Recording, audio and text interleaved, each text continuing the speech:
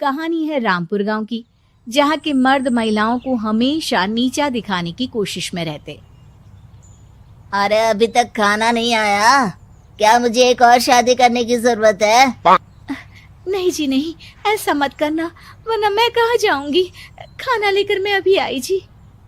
गांव की पंचायत में भी फैसले हमेशा औरतों के खिलाफ ही रहते। मैं जो फैसला सुनाता हूँ वो भगवान की आज्ञा होती है। इस लड़के ने अपने मन से शादी करके अच्छा नहीं किया।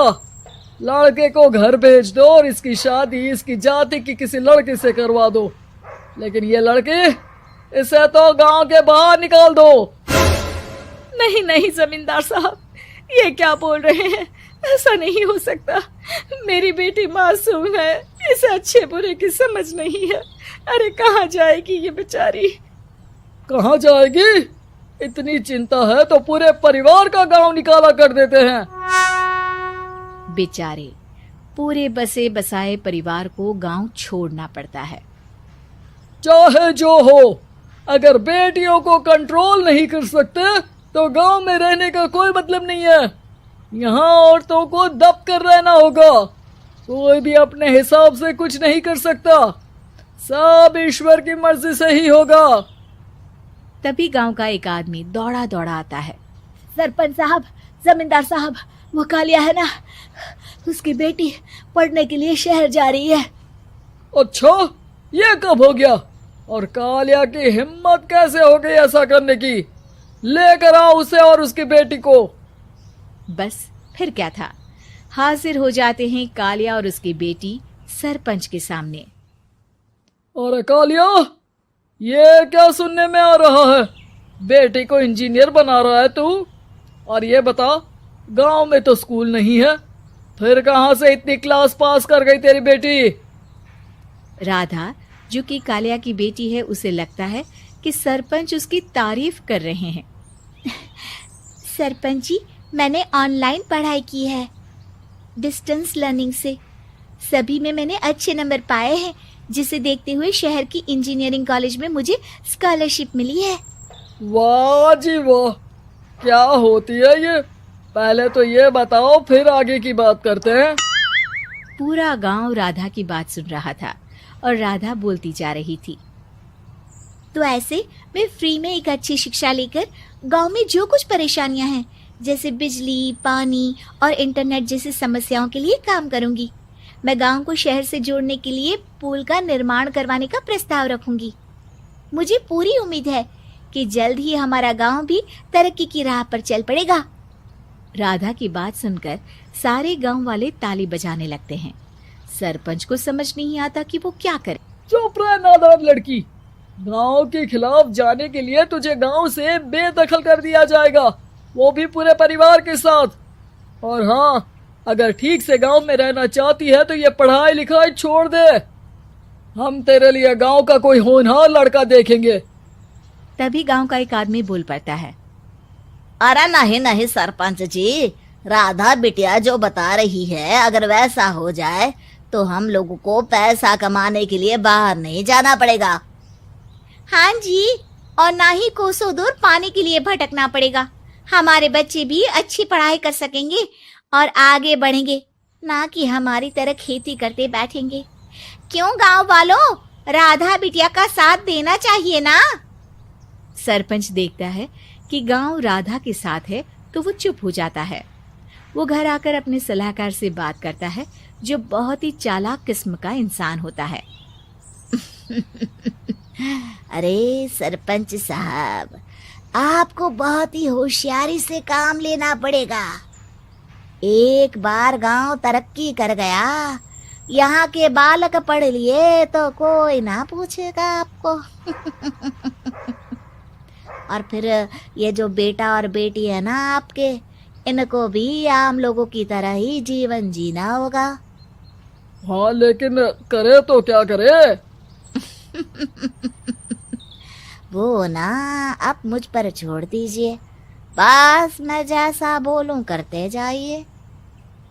अगले रोज सुबह जब गांव वाले सोकर उठते हैं तो राधा के घर के बाहर और साथ ही वो लोग जिन्होंने राधा का सपोर्ट किया था, उनके घर के आगे लाल रंग से कल आऊंगी लिखा होता है।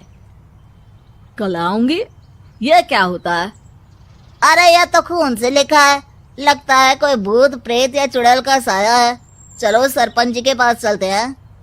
सभी सरपंच के पास जाकर उसे सारी बात बताते हैं। अरे ये तो बड़ी मुश्किल की बात है। चलो मैं एक बाबा को जानता हूँ, उन्हें बुला लेता हूँ। सरपंच बाबा को लेकर गांव के घर के बाहर जाता है।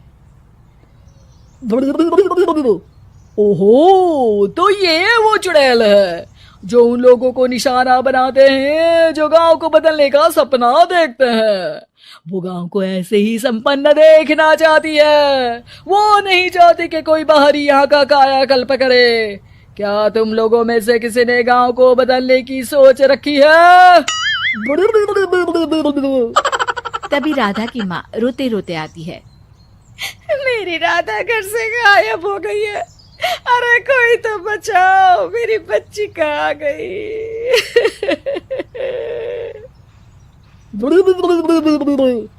ले गई वो चुड़ैल, तेरी बच्ची को ले गई। अब वो उसे श्रापित करके छोड़ेगी, उस पर चुड़ैल का साया हो जाएगा। तभी बुरी सी हालत में राधा भी वहां आ जाती है। उसके बाल चुड़ैल की तरह फैले होते हैं और कपड़ों में खून लगा होता है। सभी राधा को देखकर डर जाते हैं। माँ, पता नहीं मुझे कौन उठा कर ले गया था। अरे दूर दूर हो जा चुड़ैल, अब हम लोग इस गांव में नहीं रुकेंगे। अरे कैसी बातें कर रहे हैं आप? कल तो आप मेरे भरोसे गांव का हुलिया बदलने, अपने बच्चों को पढ़ाने और तरक्की उन्नति की बात कर रहे थे, तो आज क्या हो गया आपको? ये फिर तुम लोगों को बहकाएगी। ये चुड़ैल गांव में आ चुकी है, ऐसे ही ये तुम्हारे घर के बच्चों को भी ले जाएगी। गांव वाले राधा को गांव से बाहर निकाल देते हैं। उसके माँ बाप रोते रहते हैं, लेकिन गांव वाले नहीं मानते। मैं भी अपनी बहन के साथ गांव के बाहर रहूंगा, लेकिन वो पढ़ाई नहीं छोड़ेगी।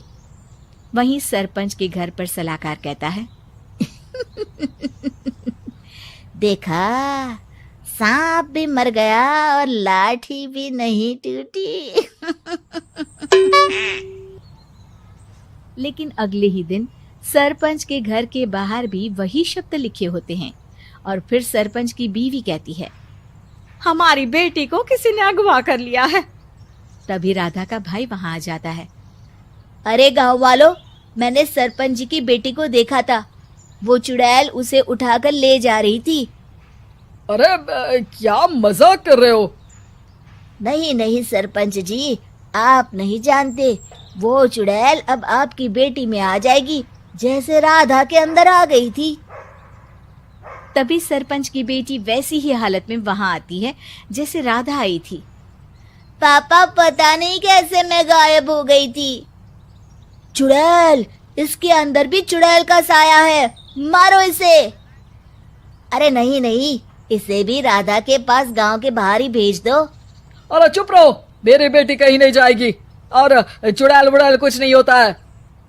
अरे कैसे बात कर रहे हो सरपंच जी? आप तो बोल रहे थे कि आपका फैसला भगवान का ज्ञान होता है, तो अपने पर बात आई तो अब आप ऐसे बोल रहे हैं। अरे ना ना ना, आपको अपनी बेटी को त्यागना ही होगा। अरे बुलाओ बाबा को। राधा का भाई बाबा को ले आता है, जिसे अब गांव वालों के डर के कारण सच बोलना पड़ता है। मैं कोई बाबा नहीं हूँ, मैं तो मोची था। ये सलाहकार महोदय ने मुझे कहा था एक्टिंग करने को। अब वो मुझे पैसे देने वाले हैं। अब मुझे माफ कर दो। गलती हो गई, मुझे माफ कर दो। तभी वहां राधा आ जाती है। देखा सरपंच जी, जब गांव के बच्चे साक्षर होंगे तो आप जैसे लोगों की चालाकी नहीं चलेगी।